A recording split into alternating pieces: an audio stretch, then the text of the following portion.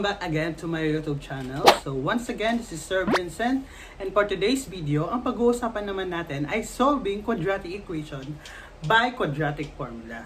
So before we start, paano ba na-derive ang quadratic formula? So di ba alam naman natin na ang standard form ng quadratic equation ay ax squared plus bx plus c equals 0.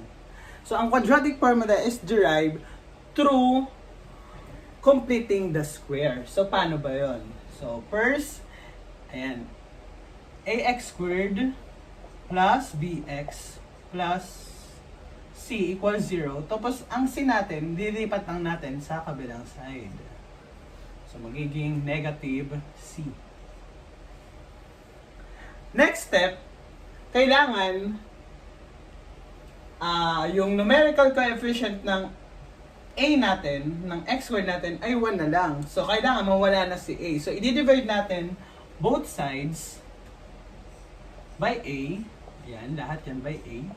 So, ang matitira na lang is x squared plus b over ax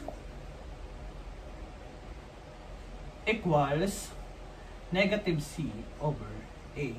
And then, complete natin yung square. So, ang b over a, ita-times natin sa 1/2. That's b over a times 2, that's 2a. And then, ito naman ay i-square natin. So, that's b squared over 2 times 2 ay 4, then a squared.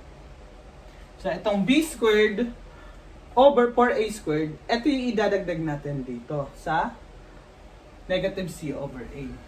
Ito din lalagyan natin dito. So, magiging x squared plus b over a plus b squared over 4a squared equals b squared over 4a squared minus c over a. Then, express naman natin to into square of binomial. So, that is x plus b over 2a squared equals, ayun nga, so b squared, ang gagawin natin dito ay i-add natin, tapos kukunin muna na, para ma-minus natin yan, ay ma-minus pala natin, para ma-minus natin yan, kailangan parehas sila ng denominator. So ang LCD nitong 4a squared and a ay 4a squared. So, 4a squared divided by 4a squared, that's 1 times b squared, that's b squared.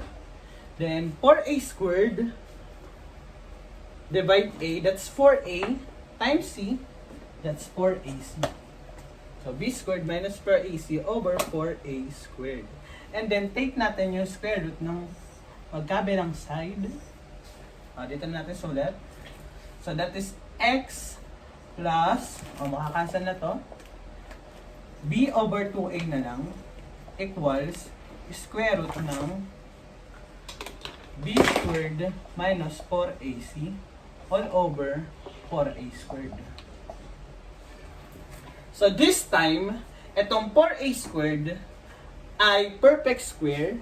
So pwede natin yan ilabas sa square root or paghiwalayin natin muna para makita nyo na maayos. b squared minus 4ac over square root din ng 4a squared. So, parehas lang yan. X plus b over 2a. Yan. So, ang 4a squared natin, ang square root niyan ay, ang square root ng 4 ay 2. Ang square root naman ng a squared ay a. So, matitira nilang sa numerator ay b squared minus 4ac. And then dito, x plus b over 2a. And then next step, ang kailangan lang natin makuha is si x. So, ilipat natin tong b over 2a sa kabila. So, that is x equals negative b over 2a plus or minus square root ng b squared minus 4ac over 2a. So, as you can see, parehas naman sila ng denominator. So, pwede na natin silang pag-isahin. So, that is x equals negative b over 2a plus or minus square root of b squared minus 4ac. So this is now our quadratic formula. So ang quadratic formula po, pakitandaan ay x equals negative b plus or minus square root of b squared minus 4ac all over 2a. And so, ayan. Paki-post na lang po para makita po ang solution. Ayan, buburahin ko na po.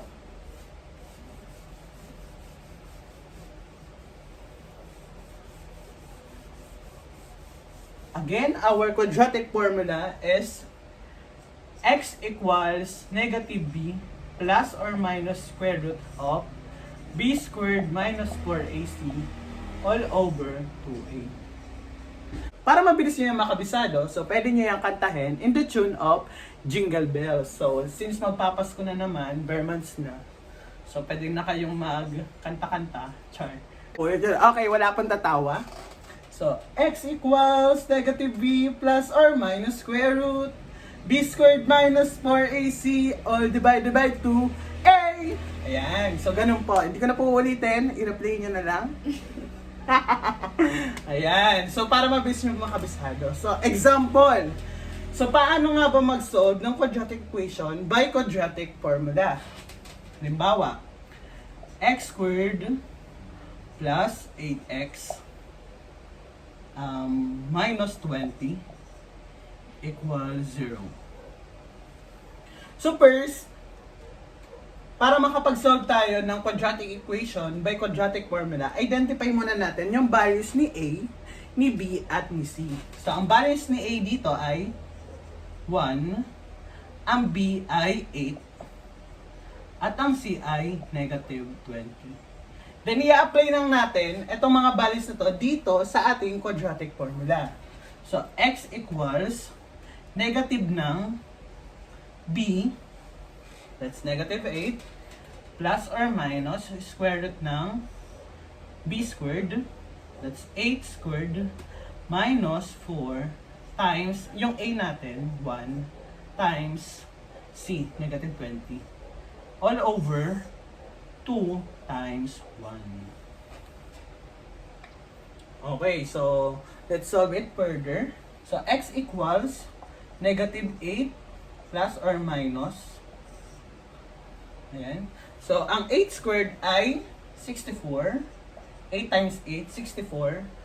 And negative 4 times 1, that's negative 4. Times negative 20. Negative 4 times negative 20, that's positive 80. Na 4 times 20, that's 80. All divided by 2 times 1, which is 2. Okay. So, x equals negative 8 plus or minus square root ng 64 plus 80, that's 144 over 2. And then, take the square root of 144. X equals negative 8 plus or minus. Ang square root ng 144 ay 12. Perfect square po siya. All over 2. And then, ihiwalay na lang natin yung plus tsaka minus. So, x equals negative 8 plus 12 over 2 at x equals negative 8 minus 12 over 2. Then, x equals negative 8 plus 12, that's positive 4 over 2. 4 divided by 2 ay 2. So, 2 yung ating unang root. Next naman, negative 8 minus 12. So, change the sign, then proceed to addition. Parehas sila ng sign. So, i-add na lang natin. So, that's negative 20 over 2. O, negative 20 divided by 2 ay negative 10. So, yung negative 10, ito yung another root natin. So, ang root po natin ay 2 and negative 10. Okay. Another example. So, napakalaki ng ating formula. Litan lang natin.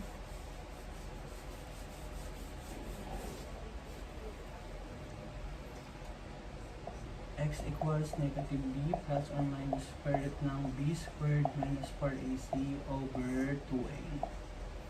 So, halimbawa, ang ating quadratic equation ay, so, hindi na ako magbibigay ng perfect square na general trinomial. So, okay, halimbawa, ang ating quadratic equation ay x squared plus 7x minus 13 equals 0. So, ang A natin ay 1, ang B ay 7, at ang C ay negative 13. So, paano po ba yan? O, apply lang natin yan. X equals negative ng 7 plus or minus square root ng baguhin natin to. Negative 7 to. X equals negative ng negative 7 plus or minus square root ng negative 7 square root ng negative 7 squared minus 4 times 1 times negative 13 over 2 times 1. So this is, ano ba yung negative ng negative? So, ang negative ng negative po ay positive. So that is 7 plus or minus square root ng 49, negative 7 times negative 7, that's 49. And then negative 4 times 13, that's, yan. Negative 4 times 1, negative 4 times negative 13, that's positive 52. All over 2. Okay, next. So, isolve natin yung nasa loob ng radical sign. So, x equals 7 plus or minus square root ng, so 49 plus 52, ayan, that's in math, 11, so that's 101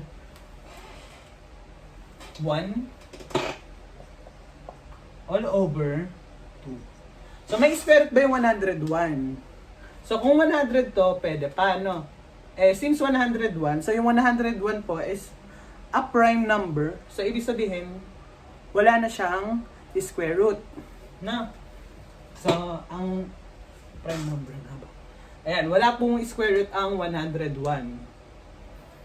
Prime numbers, ang galing yun. Okay. So, 101, since wala siyang square root, i-rewrite lang natin siya as is 101 over 2.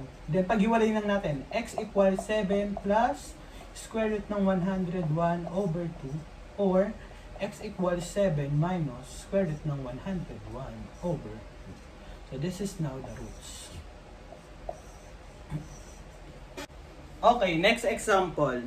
So, para perfect square yung makuha natin, so, maglagay muna tayo dito ng 2x minus 3 and 3x plus 2 equals 0. So, ayun dapat yung magiging factor natin. So, yung magiging roots dapat natin dyan ay 3 over 2 and negative 2 over 3. So, ayan, pakatandaan. So, para makuha natin yung quadratic equation, ipon muna natin. So, this is 6x squared plus 4x minus 9x minus 6 equals 0. That's 6x squared minus 5x minus 6 equals 0. So, ito yun yung quadratic equation na gagamitin natin. So, solve natin using quadratic formula. And dapat yung magiging sagot natin ay 3 over 2 and negative 2/3. So, paano ba yan? So, rewrite ko lang to. Okay, 6x squared minus 5x minus 6 equals 0. Ayan. So, identify lang natin muna ang A, B, and C niya. A is 6, ang B ay negative 5, at ang C naman ay negative 6. Then, apply natin yung quadratic formula. X equals negative ng negative 5 plus or minus square root ng B squared, that's negative 5 squared minus 4 times, ang A natin ay 6 at ang C natin ay negative 6 all over 2 times 6. Okay, next. X equals, ano ba yung negative ng negative 5? So, ang negative ng negative ay positive. So, negative ng negative 5 ay positive 5 plus or minus square root ng negative 5 squared ay negative 5 times negative 5, which is 25. Plus, wait. So, next, negative 4 times 6 ay negative 24. Negative 24 times negative 6. So, that is positive na, no? Kasi, like sign naman. So, 4 times 6, 24, carry 2. 2 times 6 ay 12, plus 2, 100. That's 14. So, ang sagot po ay 144. Plus 144 over 2 times 6, that is 12. So, x equals 5 plus or minus square root ng 25 plus 144 ay 169 over 12. So, as you can see here, yung 169 po is a perfect square. Ang square root ng 169 ay 13. So, dito natin lagay. So, x equals, ayan, para di kayo malito. X equals 5 plus or minus 13 over 12. So, ang next step is, pag-iwalay na natin yung plus tsaka yung minus. So, x equals 5 plus 13 over 12 and x equals 5 minus 13 over 12. So, 5 plus 13 is 18 divided by 12. So, this is divisible by 6. So, ang x natin ay, that's 3 over 2. Oh, yan. So, ang next naman, 5 minus 13, change the sign, proceed to addition. Then, magkaiba ng sign, so ima-minus. 13 minus 5, that's 8, negative 8, over 12. So, this is divisible by 4 naman. 8 divide 4 ay 2, 12 divide 4 ay 3. So, that's negative 2/3. Ayan. So, this is now the roots. 3 halves and negative 2/3. Ayan. So, that's it. Ayan, kung nahihirapan, yung quadratic formula po is applicable to all quadratic equation. So, identify lang natin si values ng A, B, and C, then apply this formula to solve for the roots or to solve for the x. Ayan. Okay, so that's all. So, again, mag-iiwan na lang ulit ako ng activity for you to answer, and then the answer will be found on the description box below. Number 1. X squared plus 4x plus 4. And number 2.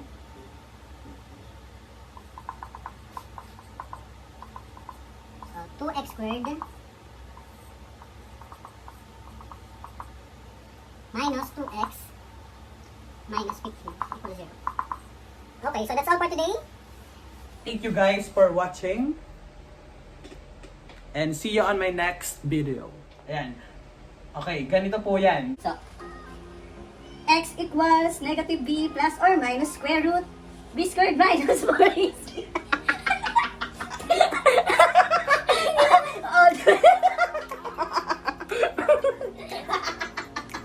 Ayan. At natawa lang. Teka lang, walang hindi na siya. Isasama ko sa movie. Saya mo, babe.